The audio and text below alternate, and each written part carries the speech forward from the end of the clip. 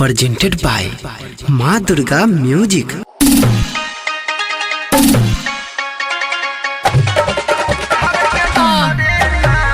DJ Sumit Satish भैया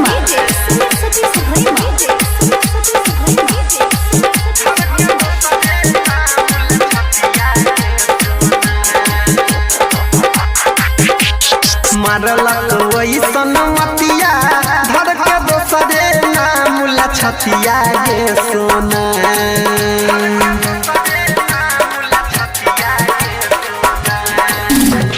मारलक वैसन मतिया धर के दोसरे नाम लछतिया गे सोना। गे सोना दोसरे नाम लछतिया गे सोना। गे सोना कोनो जगनिया चलाई देलक हमारा पर टोना। गे सोना कोनो जोगिनिया चलाई रे देलक हमारा पर टोना। मारलक वही सनमतिया धर के दोसरे नाम लछतिया गे सोना। गे सोना दोसरे नाम लछतिया गे सोना। गे सोना कोनो जोगिनिया चलाई देलक हमारा पर टोना। गे सोना कोनो जोगिनिया चलाई देलक हमारा पर टोना। अभी आप सुन रहे हैं तेनवानी से माँ दुर्गा म्यूजिक की प्रस्तुति। डीजे सुमित सतीश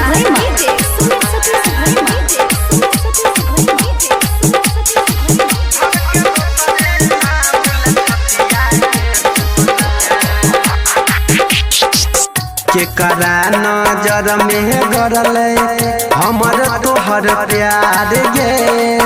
सातो जन्म के सपना भेल बेकार गे। केकरा नजर में गरल हमर तोहर प्यार गे।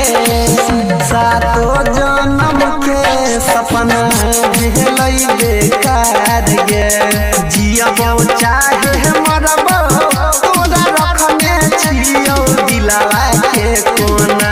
गे सोना रखने छियौ दिलवा के कोना। गे सोना कोनो जोगिनिया चलाई देलक हमारा पर टोना। गे सोना कोनो जोगिनिया चलाई देलक हमारा पर टोना।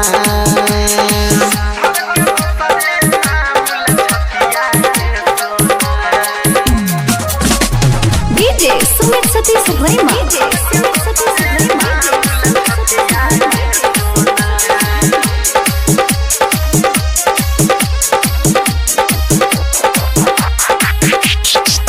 काहे ना सोहैल सनहिया काश परवाना के। कि हम बिगड़ली चाहे कोई जमाना के। काहे ना सोहैल सनहिया काश परवाना के। कि हम बिगड़ली चाहे कोई जमाना के।